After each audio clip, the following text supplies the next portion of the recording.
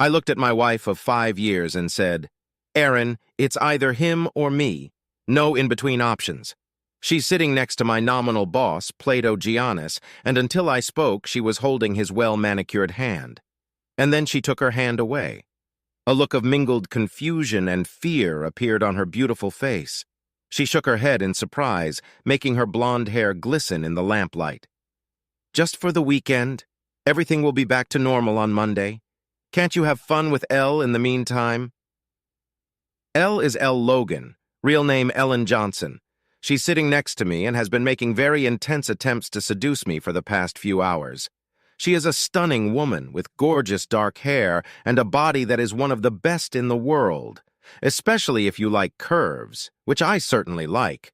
She is also rumored to be a high-class escort. It's all part of Plato's joke. When Erin and I were invited to this island for the weekend, it was assumed that he just wanted to get to know me better. I'm a famous author, and he bought the corporation that published my work. This happened about 3 months ago. But really, the whole weekend was organized so Plato could screw my wife. I'm a middle-grade writer of detective novels and thrillers. My hero is Rick Rocker. Sometimes he solves the mysteries of locked rooms, and sometimes he dives off cliffs to escape the crazies. He also has a varied and interesting sex life, bedding beautiful women in no time. He is a martial arts expert and a trained assassin. In short, a jack of all trades. He is fantasy-clothed in a thin shell of reality, and the books sell well. But the publisher has some more important and better-selling writers. I just have a beautiful wife that Plato has taken a fancy to. They met at a gala dinner with dancing that Plato, Mr. G, threw for his stable of writers and editors. The party was impressive, and Erin was impressed. She was especially impressed when she and Mr. G danced to a few musical numbers. He is a burly man, 10 years older than 28-year-old Erin. He has long dark hair and is a large man, 5'8" and weighing 95 pounds. As I watched them dance, I saw that he was also agile in his movements. When the group took a break, both returned to our table, and Mr. G said, "You have a beautiful wife, Donald, and a fine dancer, too." I nodded. The lack of response from me seemed to stump him for a moment. Then he said, "Well, it's time for me to take care of the other guests. It was a pleasure, ma'am." Erin smiled and replied, "Likewise, Plato." I glanced at her. No doubt she had moved too quickly from Mr. G to Plato. I asked, "Impressed with my boss?" "Oh, yes, he's a real charmer." And she gave me a lecherous grin. "Well, let's see whose wife he hooks up with next, huh?" It turned out to be the wife of one of the editors. And over the course of the evening, 3 more. That was a month ago. My name is Donald Lake, no alias.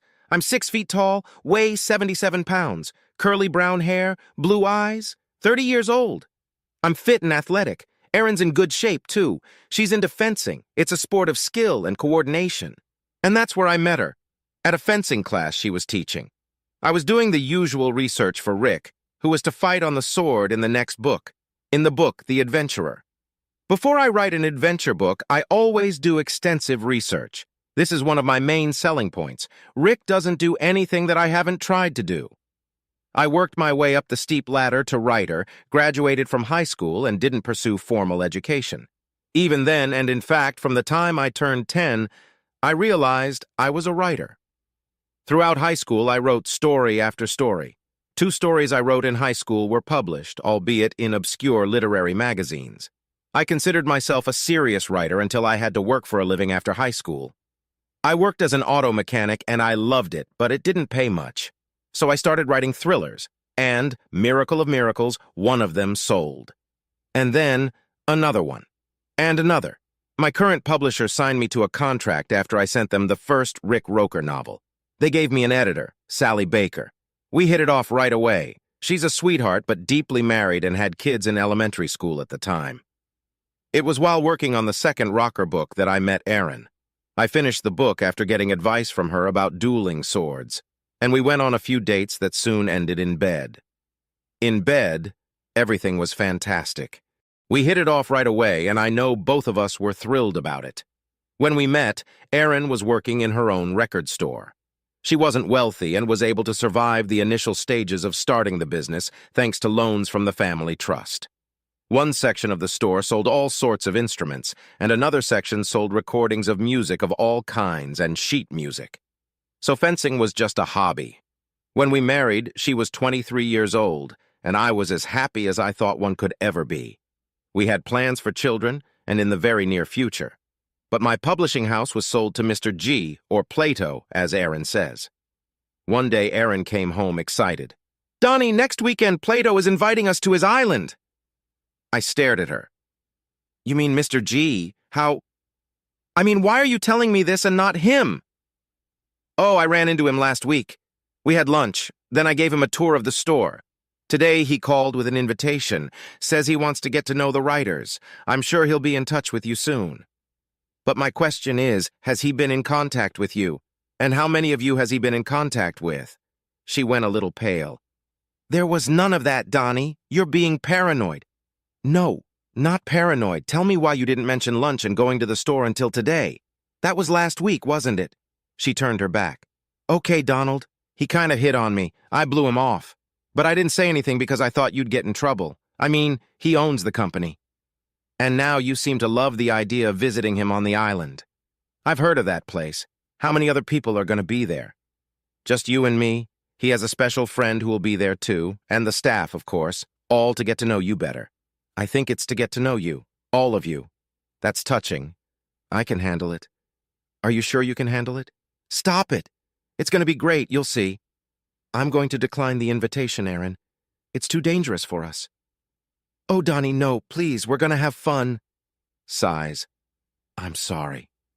She sulked the rest of the evening. The next day, I called the main office, asked for Mr. G on the phone, and he called me back 15 minutes later saying, "Hi, Donald. Looking forward to our weekend on the island." "I decline, Mr. G. I don't feel comfortable. My wife seemed to know this, but not me. In fact, she seems to have had lunch with you, but she didn't tell me about it. Said you were hitting on her, and she was afraid I'd react badly if she told me, and she's right. Donald, I actually appreciate Erin on several different levels. She's very attractive, but I can overlook that. She's an entrepreneur like me, and you're one of my most profitable writers. I just want to get to know you both better. I'm sorry, Mr. G. It's not going to work." "I'm sorry you feel that way, Donald. I'd like you to reconsider. I'll keep the weekend open. That was the end of our separation." About 3 hours later, as I was finishing the next Rick book, I got a call from my agent, Brock Levin.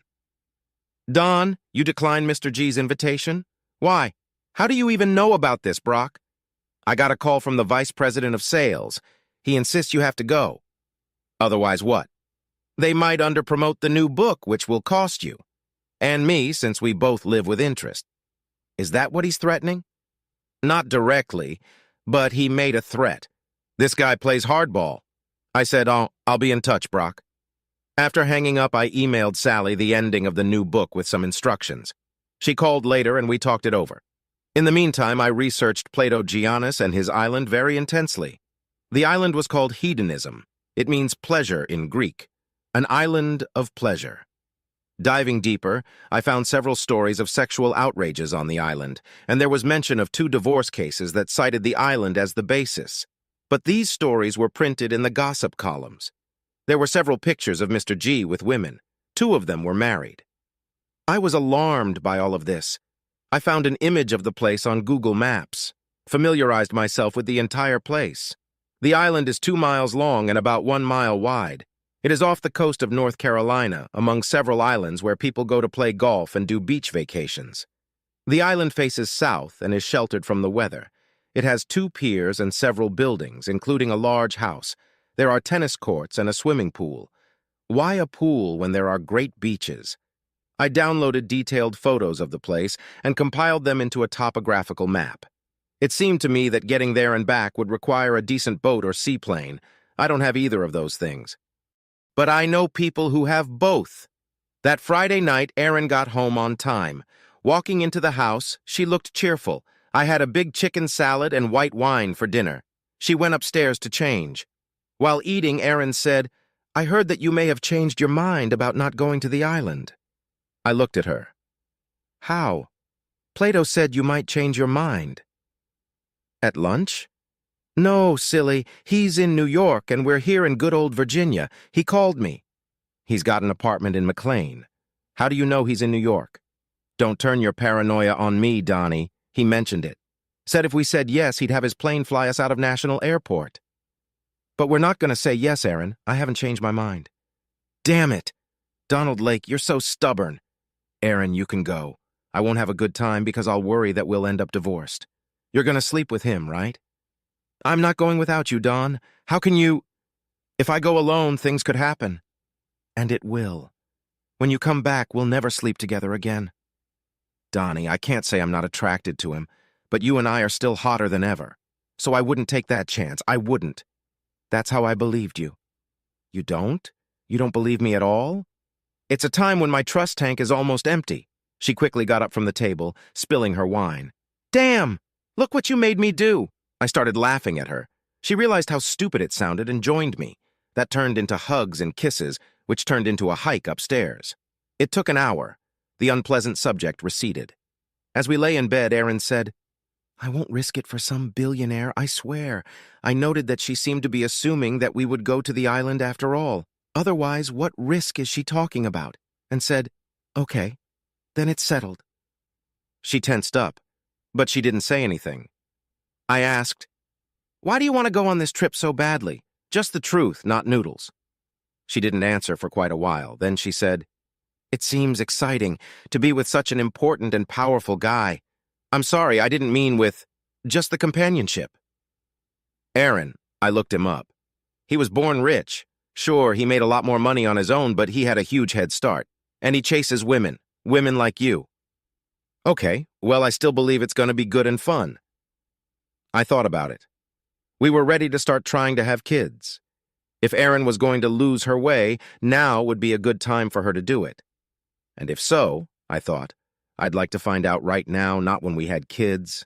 I loved her. She's smart, lively, and sexy as hell. But she also had to be truthful, and right now, I doubted that. Okay, Erin, we can go, but I'm warning you, if you get under this guy, we're screwed. There's no turning back. You understand? Yeah, I understand. I'm so glad we can do this. I've decided that the warning I just gave you is my last. Either she's a worthy wife or she's not. Temptation will be the test. Time will tell. The next day, I accepted the invitation and made arrangements with my friend for emergencies. I also checked for cell phone service on the island. It's there. But just in case, I brought my satellite phone with me. The small plane we flew in from National landed at a small airport where we were met by a black man named Simon. He took us to the dock where we boarded a boat with a nice cabin and a powerful motor. The boat was driven by another guy, Charlie, and after about 40 minutes we docked at the island. Aaron and I spent time looking at the ocean and the other islands. Simon told us where we were and outlined the things to do on the island. He's a nice guy, bigger than me and muscular. He has a great smile and laugh. As we approached the dock on the north side of the island, Aaron was in the lead, and Simon said, "You don't seem very happy with the trip, Mr. Lake." "Call me Don. I have my doubts. How long have you been working on the island?" 6 years, for Mr. G. "So I expect you know why I'm having doubts. Then why are you here, if you're so concerned?" "To see what happens. You're also his bodyguard, aren't you?" "Yeah, in case anything happens." "Well, he's a big guy. I'm sure he can take care of himself." "Yeah, you could say I'm here just in case. Once or twice things didn't go so well, but I wasn't needed at the time. Looking at you, maybe, I'll be ready. I value my job. Are you armed?" "No. Well, I have a knife, but knives are everywhere. Are there any firearms on the island?" "No, not allowed. I believe that's in the memo you got." "Uh-huh, but I don't really trust it. I'm not a very trusting guy these days. No firearms. I'm warning you, you won't need one no matter what happens." The boat pulled up tight against the dock, and Simon and the young man on the dock tied her up. Simon gave Aaron a hand, and I jumped off the boat. Simon looked a little worried about this. I accompanied Aaron in the direction of the big house, as Simon had indicated. Mr. G met us as we approached the house. He was dressed casually, wearing swim trunks and a sleeveless shirt. With him was Elle, the most beautiful woman in the world. I looked at her as I recognized who else would be there with us. That's how I found out that she was actually Ellen Johnson from Johnstown. She was a semi-official hostess on the island, and also at several homes owned by Mr. G. There was a time when she could also be seen in the company of other noble men. Not so often anymore. Mr. G seemed to have gotten an exclusive arrangement, at least in some ways. Mr. G held out his hand to shake, and Elle put her arm around Erin. Mr. G then hugged Erin, and Ella hugged me. She smelled and felt great. During the hug, her lips touched my ear. We were taken to a large room and offered drinks. It was 1 o'clock in the afternoon, and we had a small snack on the airplane. But there was a small buffet set up for us. I declined the drinks and took a sparkling water. Erin took wine. Both of us ate a small amount of food from the buffet. While we were doing that, Mr. G asked me about the new book. I sent it to Sally last week. I guess it was on time. Oh, yes, I know you're always on time, Donald, sometimes even earlier, he smiled. Elle asked, What do you mean? I've read all your books. It's a thriller with rock climbing and flying small airplanes. And a love interest. Elle exclaimed, I can't wait. Maybe I can watch it early. Mr. G encouraged, We'll see, dear, and turned to Erin. My dear, how's the music business going? Mr. G, It's doing great. Maybe I should have said crescendo. Some giggling ensued. I said, I think Marjorie's new book will sell well. Marjorie is Marjorie Wright, who wrote serious fiction but still sold a lot of books. Yes, she's moving up on our sales list. But Donald, she's a long way from you and Morgan. Morgan, under the name Belle Starling, is a romance author. She is the #1 salesperson in our company. Morgan just bakes them, I said mockingly. Mr. G laughed. He does to my advantage. I looked over your contract last week. You owe us another book. Yes, I do. By Christmas, I think. 9 months. But it's already a work in progress. Elle said, You're changing topics? Yes. Sometimes thrillers need a break. That's when I switch. The next book is an English village mystery. I researched it when we were there last summer. Elle said, Plato was very complimentary about your sales. Each book sells better than the last. Erin picked up on that. He's building a readership. For the sake of our future, my store makes a regular profit. Elle said, But you have family money? Yes, I have it. For now, after the store started operating, I don't touch them. Mr. G jumped up. If dinner's over, let's go swimming. And he jumped out the door. Elle said, If you have your bathing suits, I'll show you to your room and you can change. The three of us went upstairs and Elle led us into a large bedroom with a double bed. A suite. She closed the door. We changed into our swimsuits. I had regular swim trunks, but Erin wore a tight pink bikini. I said, That's a bit much, huh? Who are you trying to impress? I just want to look good. Ella is so beautiful. No more so than you, honey. She didn't like my tone, but she held her tongue. When we came downstairs, Ella was in a electric blue bikini as small as Erin's. I was completely in love, in both of them. We got out and walked to the beach on the south side of the island. There was a wooden walkway. Mr. G was already in the water, swimming behind the breakwater. Erin said, I don't want to swim that far. Neither do I. Saying this, Elle shuddered. I dove into the surf, surfaced, and swam to where Mr. G was crawling, cutting the water. I joined him. He was a good swimmer for a man of his build, but my build was more suited for the water, and I kept up with him easily, occasionally changing paddles. I kept swimming until he got tired. He headed back, and I followed him. As we neared the shore, a big wave knocked him down. I walked over to him and picked him up. He was spitting out seawater and sand. I held him firmly and we got out. I saw that his legs felt like wet noodles, probably because he had overexerted himself in the swim competing with me. But he recovered quickly and withdrew from my help. I'm fine. It's just that this wave took me by surprise. We walked over to the women lounging in the sun loungers and I asked, Who wants to swim? Immediately Ella stood up. She raised her arm, causing her top to slip down slightly. Aya! And she ran into the surf. I looked at Erin. She shook her head. Then I ran after Elle. The view from the back was spectacular. She dove into the surf like an Olympian and swam out over the breakwaters. I followed her. She swam better than Mr. G. I was impressed by that. We swam alongside each other for some distance, and she called out, Let's turn around, which she did. The flash of flesh interested me. I let her get about 4 meters ahead of me and watched her from the side. She flipped over and swam on her back. Her breasts jiggled back and forth in the water and on the surface. She was an absolutely stunning woman. Backstroke swimming was my specialty, so I joined her, swimming alongside her. We swam for some distance, and then she said, I've had enough. and swam toward shore. I waited a bit to watch her from behind. When I surfaced out of the surf, I was totally done. Couldn't do anything with her, and I didn't even try. Aaron and Mr. G were nowhere to be seen. But Ella was looking right at my tight-fitting swim trunks. She said, "How can you be like that after swimming like that? What are you, Superman?" I laughed. "There's only one way to find out." She took a step toward me, then stopped, saying, "We can't do this here, as much as I'd like to." She turned and ran. She wasn't as fast on land as she was in the water. I caught up with her easily, and we went out onto the veranda. Ours was nowhere to be seen. I wondered if it had happened already. Ella asked, "So do you really do what you write?" "Yeah. Well, I mean, I can't jump between buildings, but I'm trying to see how plausible it is for Rick to do those things." Elle's staring at me. Before that stare, I was completely lost. But it returned, just as she expected. She was a woman of power. I said, "Elle, back off. I'm married to a wonderful woman, and I'd like to keep it that way. I ask, as a favor, don't." Elle laughed. "Oblique writer, oh dear." I said, "Let's see what those two are up to, shall we? Does it matter to you?" "Oh yeah, please, Elle. I want you to understand that I'm not sleeping with you this weekend. No matter what Aaron decides to do, if it comes down to it, I'll leave. And I'll probably regret what I just said for a long time." I smiled. "I'm warning you, Donald. I'm not easily shaken off my tail." She reached out and stroked my buddy, just once.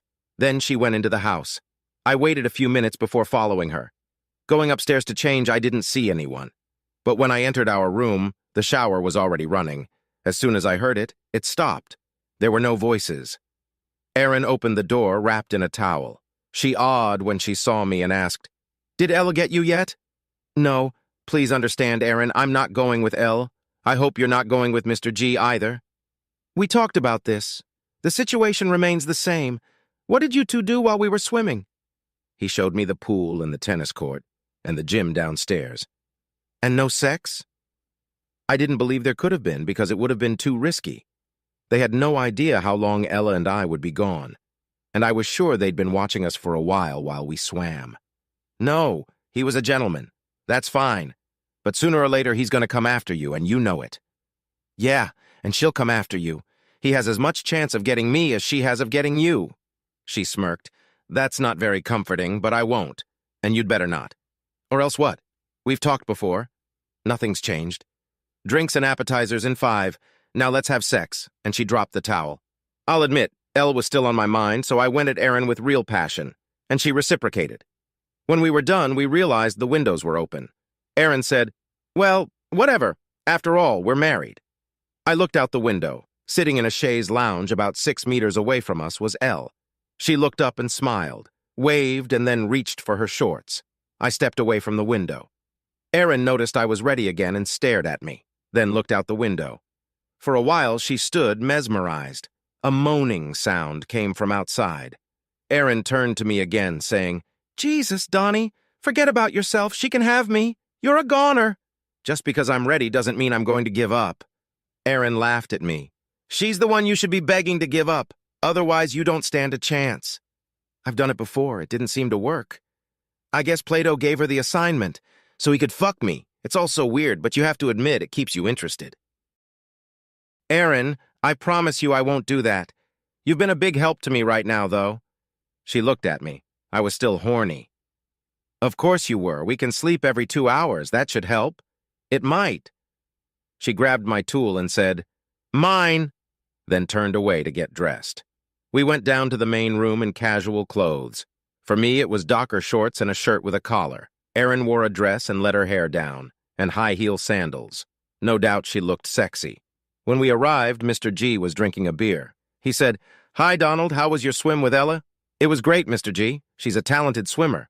That's just one of the many talents she possesses. Call me Plato." "Okay." Chuckles. "It's a famous name. I like it." "He was a famous guy. My father, rest his soul, loved to read about him." Ella came in. She was wearing a dress, too, and she was wearing heels, too. The dress seemed modest, but it wasn't modest on her.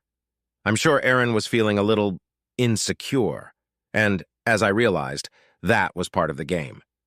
Elle was supposed to outshine Aaron, who in turn would try to assert herself by getting herself Plato.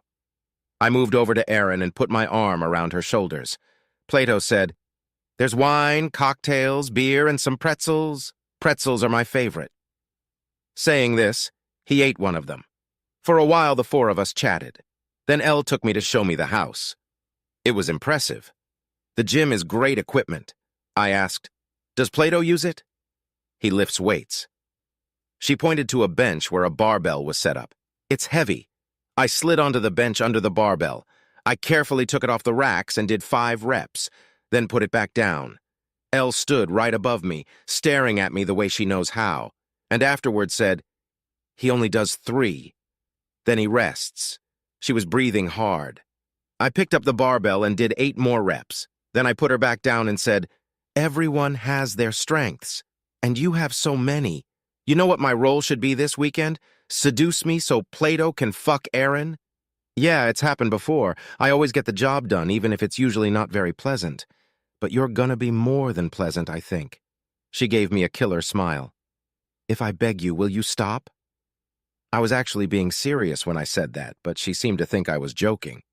"No, but I'd enjoy seeing you beg." She wandered up the stairs. I waited for my excitement to subside and then went up. The 3 of them huddled together in the living room and talked. When I walked in, they fell silent.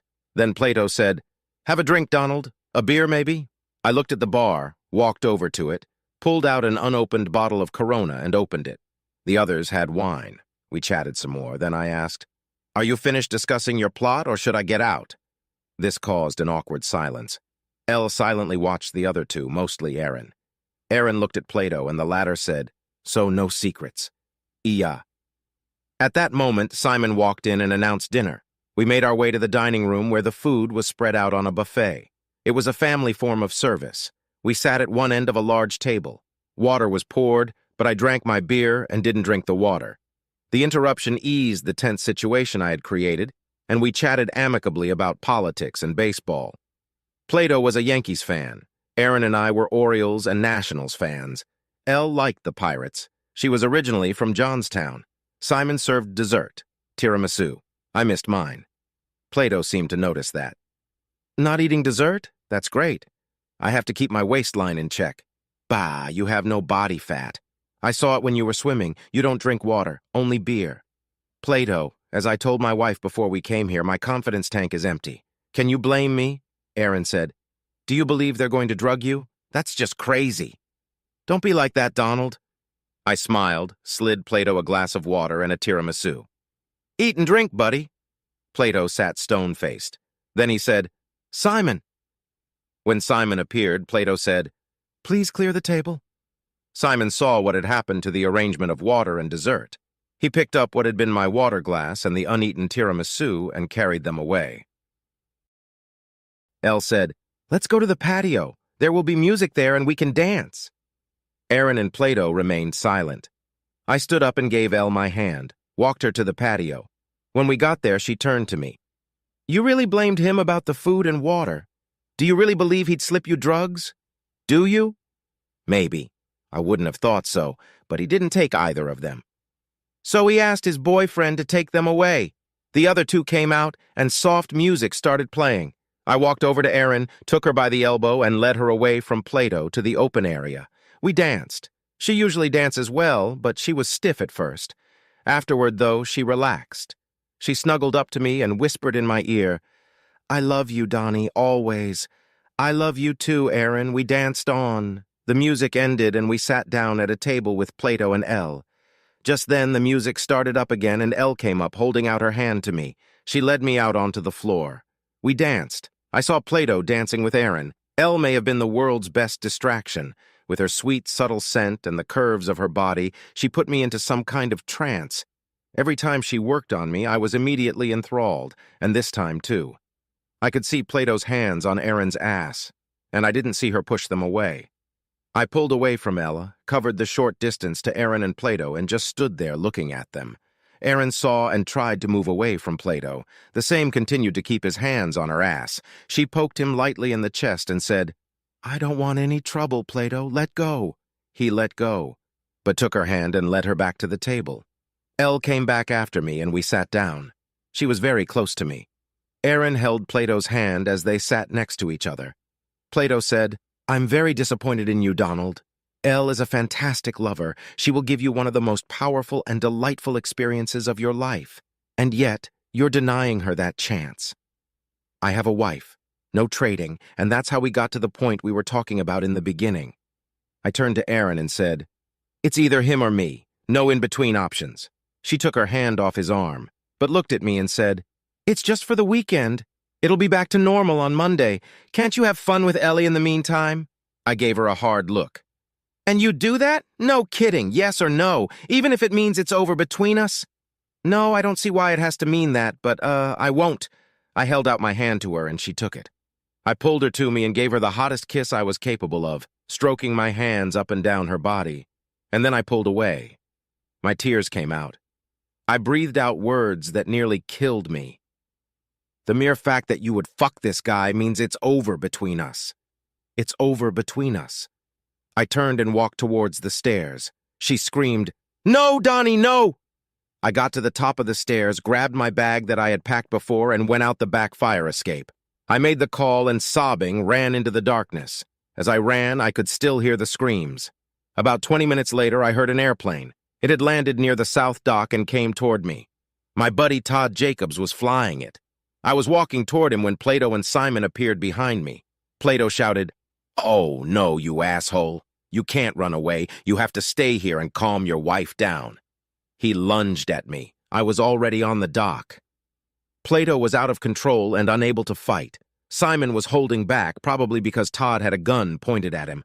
I threw Plato into the water. He was floundering there, screaming, "You're fired, asshole! You hear me? You're fired!" I got in the plane and Todd took off. We flew to a small lake near Dulles. He had a car there for me. I paid him for his favor and drove home to Alexandria. The road was dark and lonely. Our house was dark, too. I walked into it, looked around.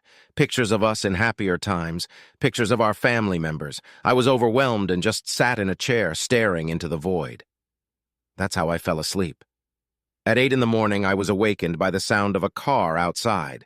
I looked out and saw Erin getting out of some rental car. She carried her bag to the door, unlocked it, and stepped inside.